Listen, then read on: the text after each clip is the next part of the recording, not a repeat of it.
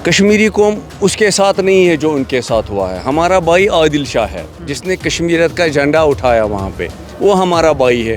और जिन लोगों ने वहाँ पे वो जो हमला किया कश्मीरियों का, उसके साथ कोई लेना देना नहीं है। हमारे कल्चर और हमारे डीएनए में इस तरह की चीज़ नहीं है। यहाँ जो भी हुआ है it is because of unemployment is there is no job. हमारे छोटे छोटे बच्चे जो इंजीनियरिंग करके आते हैं उनको 1500 रुपये देते थे, 15,000 रुपये देते थे to live their life for 1 month, which is not sufficient.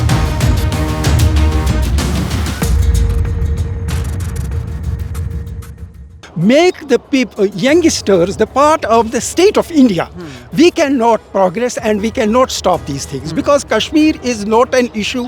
Kashmir is a tri-dimensional issue.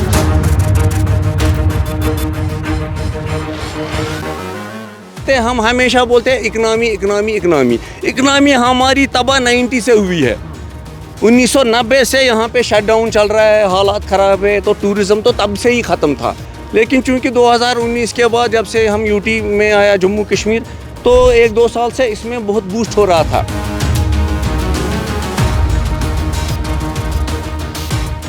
Weapon वहाँ कहाँ से आया? श्रीनगर से, कहीं से भी। इतनी आर्मी, इतनी फोर्स, इतनी जेके पुलिस, ये गन वहाँ से वहाँ तक कहाँ कैसे पहुँच गया समझ। और उसके बाद उन्होंने ये जो मसकर अंजाम दिया, उसके बाद कहाँ गए? ज़मीन खा गई या आसमान खा गई? उनको पकड़ा क्यों नहीं? कहाँ गया वो? कहाँ है वो? मोदी साहब ने बोला था कि हम 370 यहाँ हटाएंगे तो इससे पीस एंड नॉर्मलसी आएगी।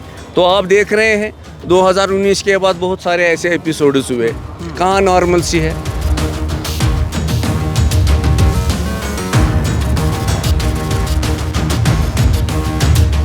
Government needs to focus on creating that ecosystem in Kashmir. ठीक है, एक कल्चर क्रिएट करना पॉजिटिव का, जहाँ पे यूथ इन्वॉल्व हो। ठीक है, यूथ डिप्रेस न हो, यूथ ड्रग्स में न जाए। ठीक है, यूथ एंटरप्रेन्योरशिप एंड स्टार्टअप्स में जाए।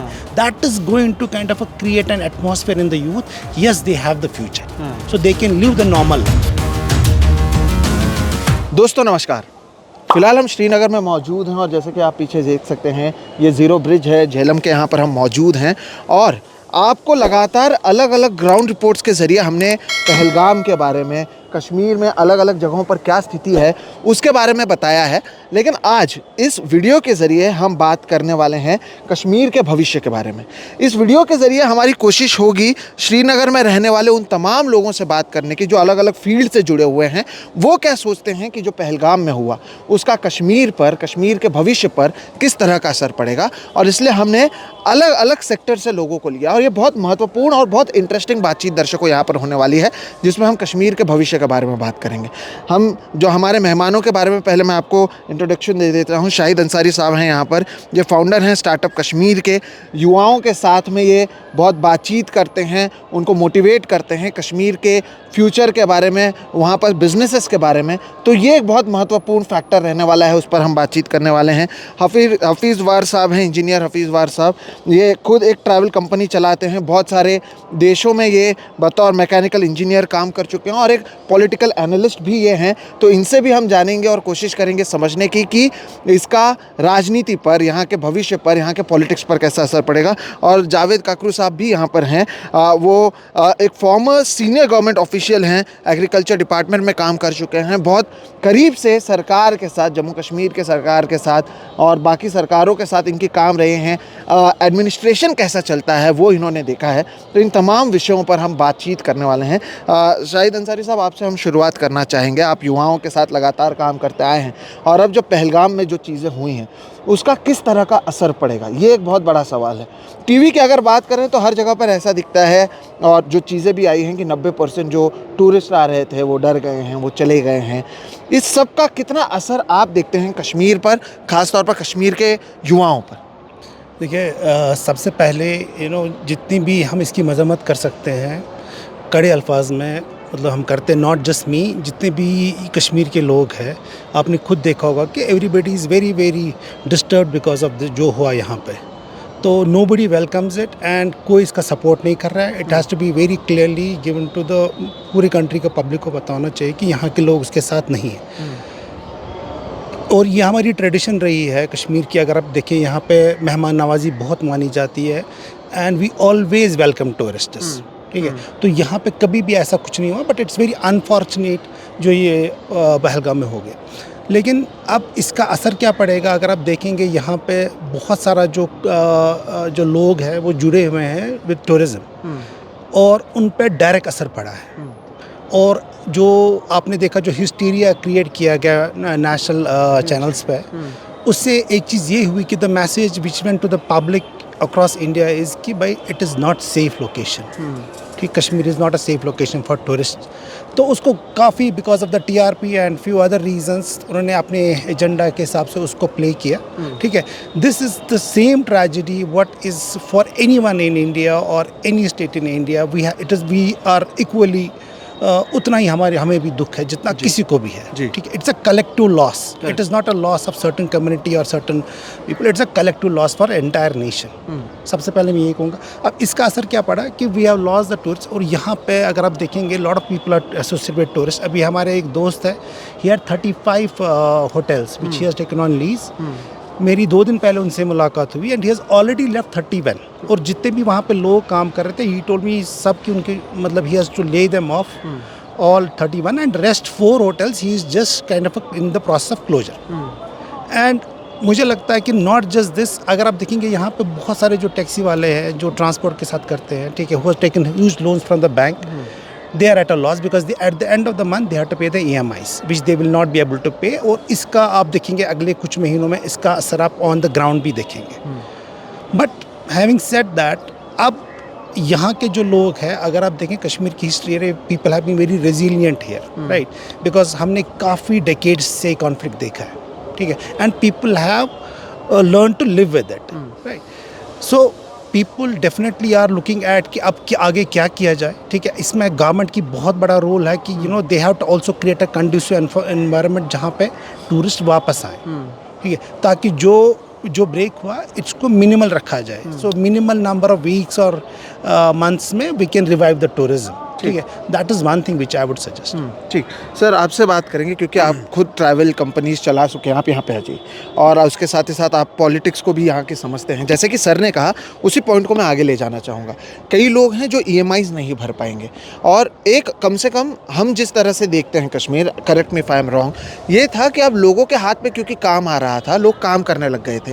लेकिन अब जैसे कि टूरिज़्म कम हो चुका है या फिर EMIs लोग नहीं भर पाएंगे, इसका पॉलिटिकल इम्पैक्ट आप कैसे देखते हैं, और इस पूरी घटना को और इसके बाद के पॉलिटिक्स को आप कैसे देखते हैं? क्योंकि अगर बात की जाए, एक तरफ फुल स्टेटहुड की बात की जा रही थी, उमर अब्दुल्ला ने अभी भी ये कहा था कि ये सही मौका नहीं है जब 26 लोगों की जान गई है, इसलिए मैं अब फुल स्टेटहुड की बात नहीं करूँगा। लेकिन ये तमाम चीज़ें हैं, इसका असर आप कैसे देखते हैं? EMI जब नहीं भर पाएंगे, लोगों के घर जेबों में पैसा नहीं होगा, कम से कम ये तो हम मान सकते हैं कि 1-2 महीने तक तो कम से कम ये परिस्थिति रहने वाली है। इसका इम्पैक्ट आप कैसे देखते हैं एज अ पॉलिटिकल एनालिस्ट भी और एज अ कश्मीरी भी? सबसे पहले मैं जो पहलगाम में मसकर हुआ, 26 जाने गए, और हमारा कश्मीर भी जो आदिल शाह उसका नाम है, तो उस की मज़म्मत में करता हूँ। कश्मीरी कौम उसके साथ नहीं है जो उनके साथ हुआ है। हमारा भाई आदिल शाह है जिसने कश्मीरियत का झंडा उठाया वहाँ पे, वो हमारा भाई है। और जिन लोगों ने वहाँ पे वो जो हमला किया, कश्मीरियों का उसके साथ कोई लेना देना नहीं है। हमारे कल्चर और हमारे DNA में इस तरह की चीज़ नहीं है। तो मैं सबसे पहले उन 26 जानों की और आदिल शाह के घर वालों के साथ मुझे पूरी हमदर्दी है, और हमें आज भी अफसोस है, क्योंकि कश्मीर में आज तक ऐसा कभी नहीं हुआ। मुझे याद है 90s में, जबकि यहाँ आर्म्ड मिलिटेंसी का अपर हैंड था यहाँ पे, मैं छोटा था, स्कूल जाता था, तब भी टूरिस्टों के साथ किसी ने नहीं छेड़ा, आज तक किसी ने नहीं छेड़ा।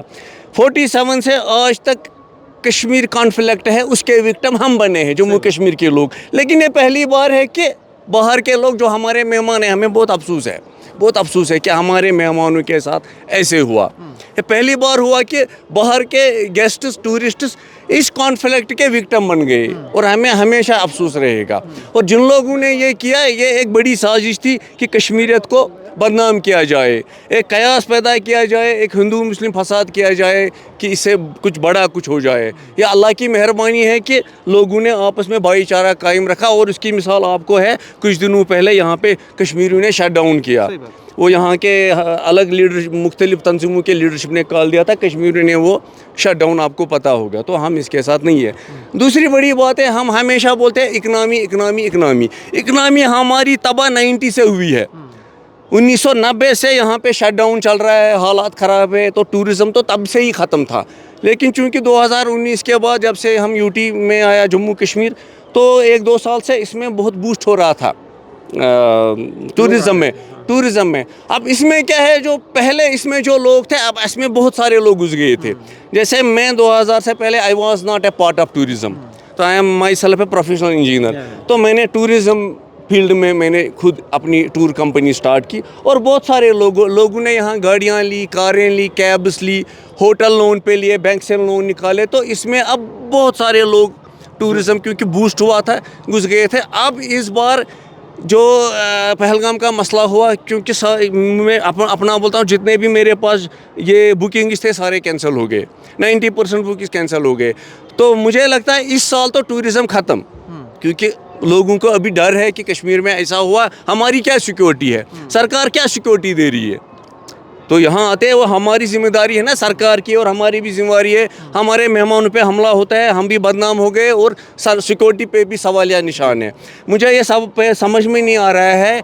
ये लोग, चलो ये जो भी लोग थे, चलो ये तो जा सकते हैं, लेकिन वेपन वहाँ कहाँ से आया, श्रीनगर से, कहीं से भी। इतनी आर्मी, इतनी फोर्स, इतनी JK पुलिस, ये गन वहाँ से वहाँ तक कहाँ कैसे पहुँच गया समझ। और उसके बाद उन्होंने ये जो मसकर अंजाम दिया, उसके बाद कहाँ गए, ज़मीन खा गई या आसमान खा गई, उनको पकड़ा क्यों नहीं? कहाँ गया वो, कहाँ है वो। और मुझे इकनॉमी से ज़्यादा, देखिए जब इंसान ज़िंदा रहेगा वो इकनॉमी बनाएगा, पैसे कमाएगा। मुझे ये अफसोस नहीं है कि हमें नुकसान हुआ, वो तो हम 90 से देख रहे हैं, हम इसके विक्टिम हैं कॉन्फ्लिक्ट के। अफसोस ये है कि जो 26 जाने गई, उसका मुझे अफसोस है। और मुझे सरकार से ये गारंटी चाहिए कि, क्या गारंटी है कि आइंदा ये मसकर नहीं होगा, कि इस तरह का मसकर नहीं होगा। वैसे तो 90 से यहाँ पे मसकरों की बहुत बड़ी लिस्ट है, मैं उसमें नहीं जाना चाहता हूँ, लेकिन ये पहली बार हुआ कि बाहर के गेस्ट इस मसकर का हिस्सा बने। तो अब क्योंकि मेरी ये राय है, और मैं जिन लोगों से दिन में मिलता हूँ कश्मीरियों से, कि हम ये चाहते हैं कि इस बार ये मसला यहीं पे ख़त्म हो जाए। हम नहीं चाहते कि आइंदा इस किस्म की, यानी यहाँ पर किसी पर भी किसी तरह का हमला ना हो, चाहे वो कश्मीरी हो या देश के अलग अलग कोने से आए हो। तो हम जब अमन आएगा कश्मीर में, इकनॉमी खुद ब खुद यहाँ बूस्ट हो जाएगी। डॉक्टर साहब, आपसे आइए, यहाँ पर आपसे ये पूछना चाहेंगे, क्योंकि आप सरकार के साथ आप एक गवर्नमेंट एम्प्लॉय रह चुके हैं, तो यहाँ पर आपको क्या लगता है कि इसका कितना इम्पैक्ट पड़ेगा? एक तो अभी यहाँ पर इलेक्शंस हुए थे, ये बताया जा रहा था, कम से कम हम जो टीवी पर देखते हैं या अखबारों में पढ़ते थे, कि रिलेशंस वेयर गेटिंग बेटर। वो सही था या नहीं? और अब इसके बाद आप किस तरह से देखते हैं कि क्या भविष्य रहने वाला है? नॉर्मली ऐसा होना चाहिए कि भविष्य ठीक ही होना चाहिए, क्योंकि पिछले 2014 से कश्मीर में बहुत हालात सुधर गए हैं। Under Modi's government things have all improved, relations between state and the government of India have strengthened. अच्छा। And more especially the tourism has, what we talk about the tourism, it was during last 10 years that tourism has had a lot of bloom, and everywhere people were just enjoying. Tourist buses were running, then tourism department had lot of facilities kept for the tourists. Then number 3, economy had risen here. People involved in the tourism were getting the maximum benefit, as a result of which Kashmir was just flourishing, and Kashmir was becoming a very prosperous state in government of in the present dispensation at central level. ठीक है, लेकिन अब इसका कितना impact देखते हैं? देखिए, we have to just, हमें इस बात को हाईलाइट नहीं करना है कि यहाँ क्या हुआ है, but the fact of the thing is that we have to just come out of this psyche of terror, कि यहाँ टेरर हुआ. We have not to give it a hype that terror is there. We have to just speak the facts that we can just bring 2025 back before this turmoil, which we condemn. And all of the Kashmiris condemn the things which happened in Pahalgam by Saran.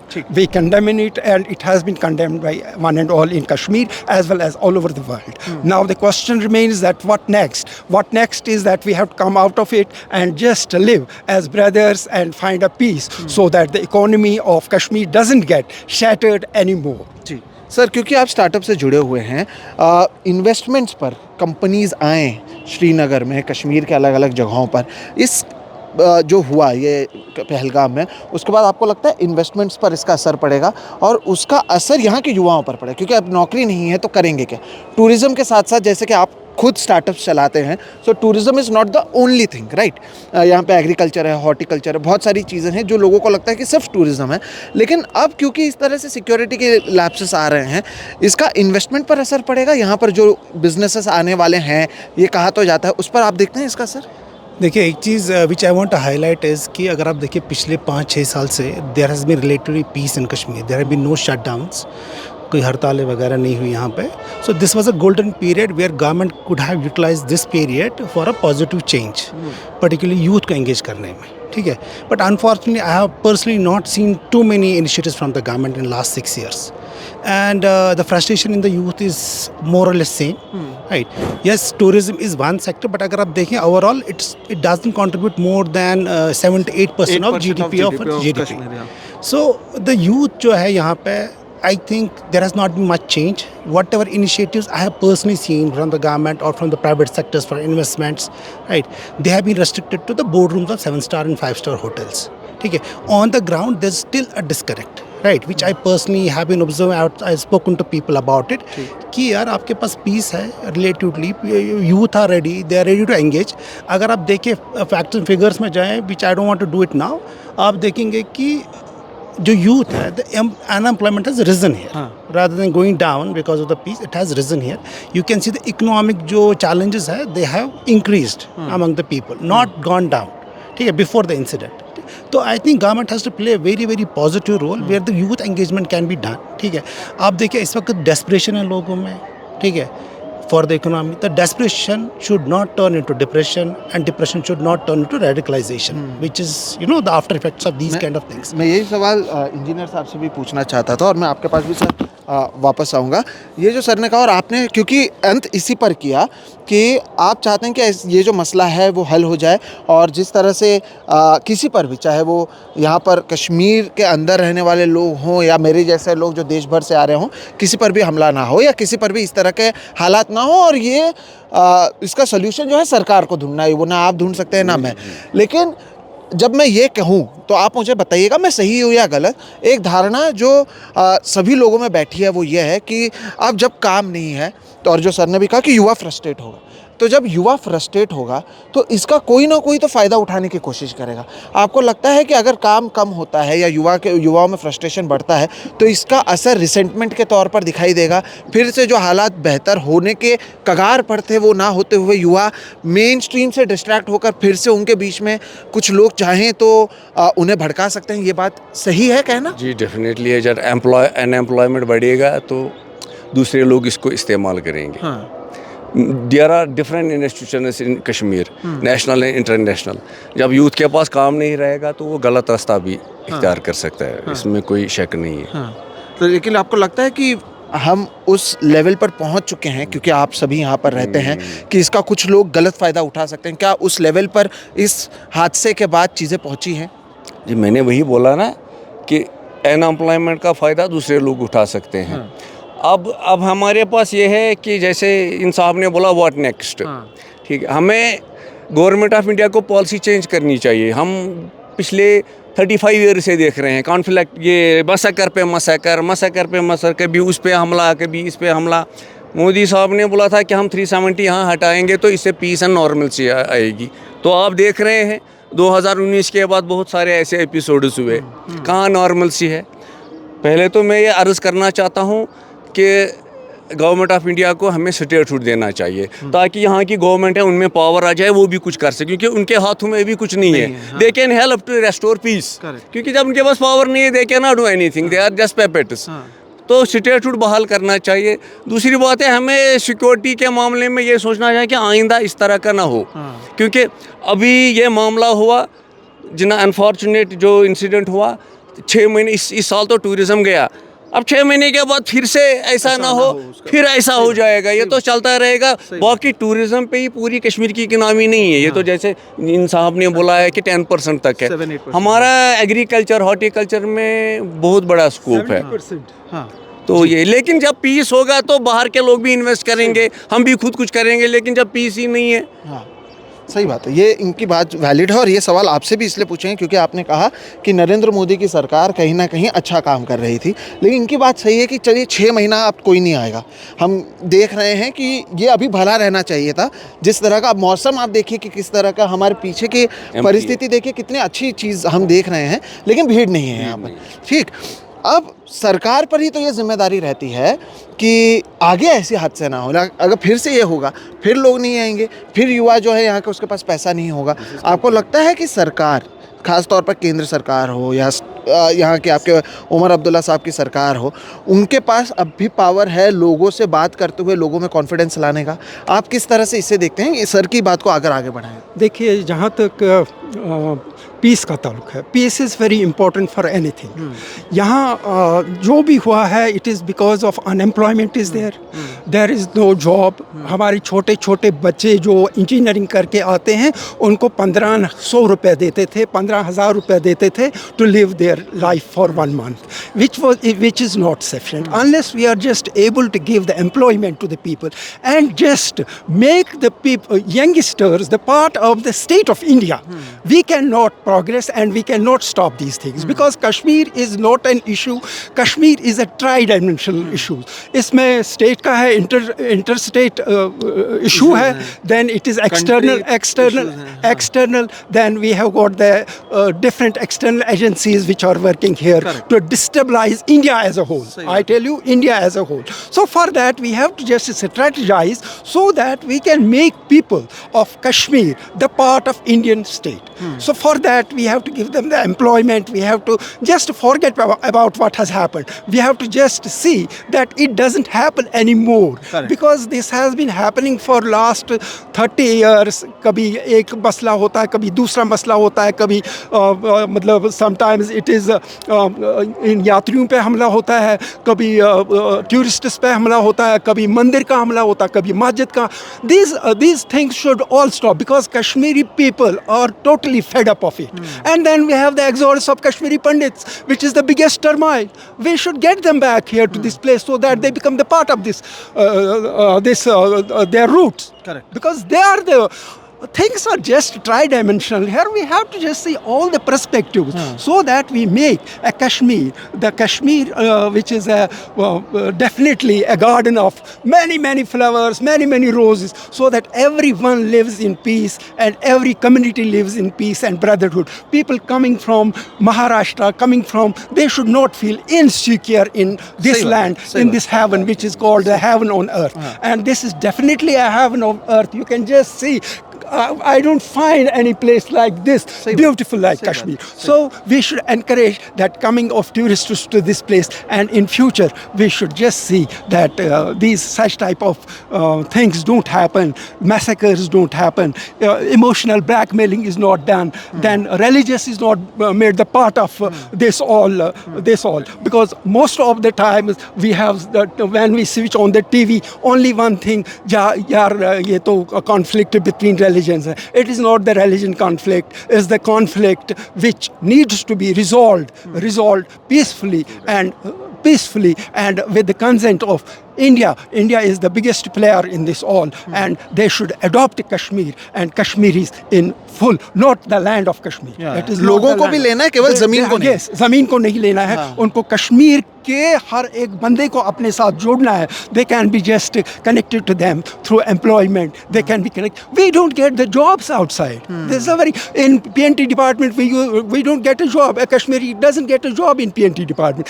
Kashmiri doesn't get a job in State Bank of India. Kashmiri Kashmiri doesn't get that recognition outside. आज की date में हम डरते हैं दिल्ली जाने को कि कहाँ रुकेंगे, because they don't give us the space. So we have to adopt Kashmiri as a whole, not the land. Land belongs to them also. Land belongs to everyone. ठीक, अब मेरा जो आखिरी सवाल है वो आप तीनों के लिए है, क्योंकि हम जितनी भी बातचीत सर यहाँ पर की है, एक चीज़ जो देखकर आए हैं सामने कि रोज़गार बहुत महत्वपूर्ण है, और जब तक आप एम्प्लॉयमेंट नहीं लाते तो चीज़ें आगे नहीं बढ़ेंगी। और दूसरी बात जो सर ने कही वो बात मैं पकड़ के ही आगे बढ़ना चाहूँगा कि क्या केंद्र की सरकार ने लोगों के बीच में कॉन्फिडेंस लाया है, जो कॉन्फिडेंस लाने की ज़रूरत। जैसे कि सर ने कहा, कश्मीर को आप केवल ज़मीन का टुकड़ा ना देखें, अगर आपको एक्सेप्ट करना है तो कश्मीर के लोगों को भी एक्सेप्ट करना है। ठीक, नौकरियों की बात है, हमने अभी भी देखा कई जगहों पर हमले किए गए, लोगों को वापस भेजा जा रहा है। तो आपको लगता है कि ये कॉन्फिडेंस जितनी बढ़नी चाहिए उतनी नहीं बढ़ी है, और एम्प्लॉयमेंट के बाद अगर एम्प्लॉयमेंट बढ़ती है और सुरक्षा जो केंद्र सरकार की जिम्मेदारी है, अगर वो अच्छे से रखते हैं तो ये जो पूरा मसला है इतने सालों का वो रिजॉल्व हो जाएगा। एज अ लोकल कश्मीरी जो आप बिज़नेस करते हैं, आप यहाँ पर रह रहे हैं, सालों साल आप ये पूरे मसले को देख रहे हैं, आपको लगता है ये सोल्यूशन हो सकता है? और क्या वो कॉन्फिडेंस लाया गया है या अभी कॉन्फिडेंस लाने की कमी है? देखिए, I want to add couple of things here. एक इम्पॉर्टेंट चीज़ है आपको देखना, एज अ कश्मीरी, राइट, जो यहाँ के लोग रहते हैं, they have limitations, right. We are not in a position to dictate things, और हमें ये भी समझना है कि conflict is not in our hand. ठीक है, इसमें बहुत सारे, जैसे सर बोल रहे थे कि there are so many control state, there are so many players into it, right, they have their own personal interest, right. अब हम इसका वेट करें कि जब 100% पीस आ जाए तब आगे बढ़े हम, it is not going to possible. तो दुनिया में आप देख रहे हैं बहुत सारे कॉन्फ्लिक्ट जोन्स हैं जहाँ पे कॉन्फ्लिक्ट भी चल रहा है लेकिन प्रोग्रेस भी हो रही है। ठीक है, we have, and Kashmiris have learn to live with that. We had seen worst times in 90s and beyond, जहाँ पे, लेकिन but we have learn to live, and we have to learn to live with this also, right? So yes, peace, that is, let's leave it to the government, let's leave it to them to kind of find the solution for that, कैसे वो security दे, कैसे वो करें। लेकिन as a Kashmiri, ठीक है, we have to move ahead. ठीक है, दूसरी चीज़ मैं गवर्नमेंट को बोलना चाहता हूँ, एवरी टाइम आप यहाँ पे कुछ टूरिस्ट आते हैं तो they, it's a measuring rod for them basically, कि now tourist are coming, that is everything is hunky dory, सब ठीक है कश्मीर में, तो प्लीज़ स्टॉप दैट। ठीक है, they don't need to kind of go and on the TV channels and show that now so many tourists are coming and everything is fine. ठीक है, and you could see just in 10 minutes time, right, all these जो एक narrative build किया गया था वो खत्म हो गया। ठीक है, so one thing we have to learn to live with the conflict. ठीक है, जब कश्मीर का solution हो, कैसे हो, क्या हो, who are the players there, right, we know, I don't want to get into that, वो होगा, लेकिन we have to learn to live with it. ठीक है, हमें कॉन्फ्लिक्ट के साथ हम जिए हैं, पैदा हुए हैं उसी में। ठीक है, maybe we have to live for another I don't know how many years.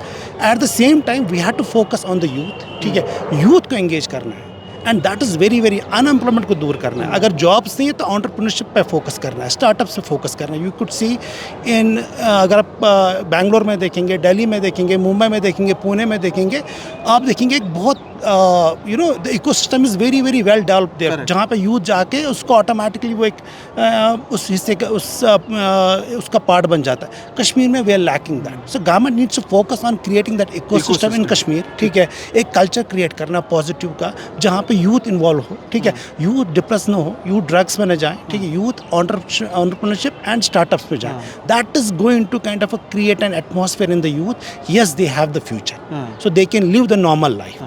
यही सवाल सर आपसे, और आपने बहुत अच्छा जवाब दिया। क्या और कॉन्फिडेंस लाने की ज़रूरत है केंद्र सरकार और कश्मीर के युवाओं के बीच में? और जैसे कि सर ने कहा, और आई एग्री टू इट, कि यहाँ पर हम तमाम जगहों पर गए दर्शकों कि लोग ग्रेजुएट हैं, पोस्ट ग्रेजुएट हैं, लेकिन एक इकोसिस्टम तैयार नहीं है कि उन्हें रोज़गार मिल सके। अधिकांश लोग या तो मजदूरी कर रहे हैं, ग्रेजुएशन करते हुए भी, पोस्ट ग्रेजुएट करते हुए भी, उनके पास जितना उनकी कैपेबिलिटी है उस तरह का पैसा उन्हें नहीं मिल रहा है उनके नौकरियों में। आप क्या सोचते हैं? जब यही सवाल मैं आप तीनों से भी पूछा है, इस पर आपकी राय क्या है? You are talking about unemployment. हाँ, अनएम्प्लॉयमेंट एंड कॉन्फिडेंस। नहीं, कॉन्फिडेंस की जब आप बात करेंगे, देखिए आप देखेंगे 2019 के बाद तो कश्मीर में कॉन्फिडेंस की बहुत मतलब कमी रही है। हाँ। तो क्योंकि अब कॉन्फिडेंस की बात करेंगे तो अभी तक तो स्टेटहुड मिलना चाहिए था। हाँ। जब फुल स्टेटहुड, जब हमारी सरकार जो चुनी हुई सरकार है यहाँ एनसी की, उनको स्टेटहुड मिलेगा तो they can be a part of, they can do something. तो वो पीस रेस्टोर करने में मदद करेंगे, अनएम्प्लॉयमेंट ख़त्म करेंगे। उनके हाथ में कुछ है ही नहीं। तो अभी तो वो उनके जब सबसे पहले अगर उनको कॉन्फिडेंस मतलब पैदा करना है, इनको स्टेटहुड देना चाहिए, कश्मीरियों को भी अपनाना चाहिए, तो स्टेटहुड दे। और इनको सरकार को अपनी पॉलिसी में चेंज करना चाहिए और सिक्योरिटी पॉलिसी में भी चेंज करना चाहिए कि इस तरह का मसा करना हो, क्योंकि आखिरकार ये जिम्मेदारी तो सरकार पे है। सही बात है। ये जो छूट हुई है सिक्योरिटी से, तो क्योंकि इस तरह के जो वाक़े होंगे तो इससे तो फिर आगे फिर कोई इन्वेस्ट करेगा ही नहीं है। कुछ लोग सोच रहे होंगे हम कश्मीर में इन्वेस्ट करेंगे, होटल बनाएंगे, फैक्ट्री बनाएंगे, कंपनी बनाएंगे, अब तो वो सोचेंगे ही नहीं। फ़िलहाल 1 साल के लिए बंद हो गया। तो सबसे पहले सिक्योरिटी का मामला है, उनको इसमें चेंज करनी चाहिए। दूसरी बात है, एज सुन एज पॉसिबल मेरे ख्याल से सरकार को स्टेटहुड यहाँ रेस्टोर करना चाहिए। तो आपने कहा एक इकोसिस्टम तैयार किया जाना चाहिए, आपने कहा एक तो फुल स्टेटहुड दे और यहाँ पर सिक्योरिटी लैप्स ना हो ताकि फिर ऐसे मामला है। आप क्योंकि सर आप कहीं ना कहीं आपने ये भी कहा कि जो केंद्र सरकार कर रही है वो कहीं ना कहीं चीज़ें बेहतर हुई हैं, ऐसा आप मान रहे हैं जब जो हमने बातचीत की है। क्या आपको लगता है कि ये जो सारी बातें हैं इकोसिस्टम की, सिक्योरिटी की, एम्प्लॉयमेंट जनरेशन की, सरकार के कदम उस तरफ बढ़ रहे हैं या नहीं बढ़ रहे हैं, और आप क्या मानते हैं कि आगे क्या होना चाहिए? आगे ऐसा ही होना चाहिए that we have to just take the people of Jammu and Kashmir, youth of Jammu and Kashmir in the mainstream of India. If we are able to just take them to that extent, then things will improve. Otherwise, these are foreign elements, these are different vested interests which are just shattering the peace in Kashmir. So for that, we need to just make the people of Kashmir, Jammu and Kashmir, we have to own them. They have been hurt, they have been bruised, they have been, their soul has been hurt, and we have to, the present dispensation in India needs to just heal the wounds and heal the soul of Kashmiri people. Unless they heal the souls and wounds of Kashmiri people, things will not improve. For that, they have to own us. They have to own the people of Jammu and Kashmir, not the land of Jammu and Kashmir. I again tell that land of Jammu and Kashmir belongs to everybody of us. It belongs to the humanity. Now the fact is that if the people are owned, made Indian, Indianized the society, then things will be altogether good. Rest, nobody can just sample our peace unless we are the part of it. We have to make things possible for us peacefully and with negotiation, everything, and India has to own. There is no other alternative. दर्शकों देखिए यहाँ पर हमने क्या किया, हमने एक startup के जो फाउंडर हैं उनसे बात किया जो चाहते हैं कि जो युवा हैं वो स्टार्टअप करें। हमने उनसे बात किया जो एक पॉलिटिकल एनालिस्ट हैं जिनके खुद की ट्रैवल एजेंसी हैं, जो मैकेनिकल इंजीनियर रह चुके हैं, कई जगहों पर काम कर चुके हैं, और हमने उनसे भी बात किया जो सरकार के साथ सिस्टम में काम कर चुके हैं, एक एम्प्लॉई रह चुके हैं जिन्होंने बहुत करीब से सिस्टम को देखा। तो आप देखें कि ये वो लोग हैं जो यहाँ पर पले बड़े हैं, जो इस सिस्टम को समझते हैं, और इनसे बातचीत करते हुए जो चीज़ें समझ में आई वो हमने आपको बताया। 2-3 महत्वपूर्ण बातें हैं। अगर आप यहाँ के स्थानीय लोगों को SBI में नौकरी नहीं मिलती है, दिल्ली में रहने को घर नहीं मिलता है, बाकी जगहों पर इनके साथ में आप देखेंगे कि एक तरीके से नाइंसाफ़ी की जाती है, तो क्या इससे कॉन्फिडेंस बढ़ेगा? इसके लिए सरकार को काम करने की ज़रूरत है। दूसरी बात जो कही गई, इकोसिस्टम यहाँ पर तैयार नहीं है। जिस तरह की इकोसिस्टम आप मुंबई में, बेंगलोर में, पुणे में, कैलकाटा में देखते हैं, उस तरह की अगर आप इकोसिस्टम यहाँ पर तैयार नहीं करेंगे तो फिर युवा मेन स्ट्रीम से कैसे जुड़ेंगे? साथ ही साथ जो बात की गई एक डायलॉग की और ये सुनिश्चित करने की कि भविष्य में ऐसी सिक्योरिटी लैप्सेस ना हो, क्योंकि 6 महीने बाद अगर फिर से एक सिक्योरिटी लैप्स होती है, फिर से लोगों में कॉन्फिडेंस नहीं आता है, तो ये एक पूरा चक्र है जो बार बार घूमता जाएगा। इसलिए हमने इनके साथ बातचीत की और मुझे लगता है बहुत बेहतरीन बातचीत हुई है, जिसके ज़रिए आपको यहाँ की जो पल्स है, यहाँ के जो पॉलिटिक्स है, उसे भी आप समझ पाएंगे। ये एक चीज़ बहुत महत्वपूर्ण थी कि 40 साल से यहाँ पर लोग कॉन्फ्लिक्ट में जी रहे हैं। वक्त आ गया है इस कॉन्फ्लिक्ट को कहीं ना कहीं ख़त्म करने का, और पहलगाम हादसे के बाद मुझे लगता है हर किसी के सामने एक अपॉर्चुनिटी है कि कहीं ना कहीं आप इसका एक हल निकाल सकें। स्टेटहुड की बात है, उस पर बातचीत कर सकें, साथ ही साथ युवाओं को कैसे रोज़गार मिले और एक इकोसिस्टम तैयार हो, इस पर कहीं ना कहीं दर्शकों को लगता है कि काम करने की ज़रूरत है। तो यहाँ से अगर आप देखेंगे इन खूबसूरत नज़ारों के साथ अगर हमने इस बातचीत को की है, इसके ज़रिए हम चाहते थे कि आप इन डेप्थ समझ सकें यहाँ के स्थानीय लोग क्या सोचते हैं, उनके क्या अपने प्रॉब्लम्स हैं, वो क्या सल्यूशन चाहते हैं, और सरकार क्या ये समाधान दे पा रहा है या नहीं। आपको ये बातचीत कैसे लगी ज़रूर बताइएगा। यहाँ पर हमने किसी भी चीज़ को TRP के लिए, उकसाने के लिए बातचीत नहीं की है। आपको रैशनली क्या सल्यूशंस हो सकते हैं, लोग क्या सोच रहे हैं, युवा क्या सोचते हैं, और कश्मीर का भविष्य क्या है, इस पर बातचीत करने की हमने कोशिश की है। तो अगर आपको ये वीडियो पसंद आया तो इसे लाइक करें, दूसरों के साथ साझा करना ना भूलें। साथ ही साथ अगर आपने अब तक हमारे इस चैनल को सब्सक्राइब नहीं किया है तो कर लें, क्योंकि आपको पता चल गया किसी वेस्टेड इंटरेस्ट के साथ नहीं, जो जर्नलिज्म का कोर होता है, लोगों से सवाल पूछकर एक सल्यूशन ढूंढने का, वो करने की कम से कम कोशिश दर्शकों इस बातचीत के ज़रिए हमने की है। फिलहाल आप हमें दीजिए इजाज़त, और अगली बार आपको जब नए वीडियो के साथ मिलेंगे, हम कैमरे के उस पार मौजूद शख्स से बात करेंगे, और वो हमारा यहाँ से आखिरी वीडियो रहने वाला है, और इसमें हम आपको कश्मीर के एक दूसरे एंगल से बात करेंगे, आर्टिस्टिक एंगल से भी बात करते हुए आपको नज़र आएंगे, और वो शख्स जो इस समय कैमरा पकड़ा हुआ है, उन्होंने क्या क्या हमारे साथ देखा, उन्होंने हमसे कितने लोगों से मिलाया, वो इसके बारे में क्या सोचते हैं, और एक म्यूज़िकल जर्नी पर आपको लेकर जाएंगे। तो उसके लिए भी आप ज़रूर आइएगा। फिलहाल इस वीडियो में आप हमें दीजिए इजाज़त। नमस्कार।